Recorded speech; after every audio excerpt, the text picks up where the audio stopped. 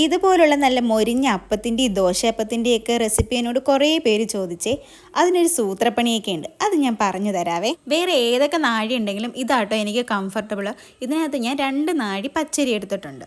ഇതിലേക്ക് 1 സ്പൂൺ ഉഴുന്നും ഇട്ട് നല്ല വൃത്തിയായി കഴുകിയ ശേഷം 6 മണിക്കൂർ നമുക്ക് കുതിർക്ക ഇടണം. ശേഷം നമുക്കിതൊന്ന് അരച്ചെടുക്കാം. 2 നാഴി അരിക്ക് 1 കപ്പ് ചോറും അതേ കപ്പിൽ തന്നെ 1 കപ്പ് തേങ്ങ ഇട്ട് നന്നായിട്ട് അങ്ങ് അരച്ചെടുക്കണേ. രണ്ടാമത്തെ ട്രിപ്പ് അരയ്ക്കുമ്പോൾ അതിലേക്ക് 2 സ്പൂൺ പഞ്ചസാരയും പിന്നെയാണ് നമ്മുടെ രഹസ്യക്കൂട്ട് ചേർക്കാൻ പോകുന്നത്. തലേ ദിവസമോ അല്ലെങ്കിൽ അതിന് മുന്നേ ഏതെങ്കിലും ദിവസം അരച്ച ദോശയുടെ ഇഡലിയുടെ മാവാണിത്.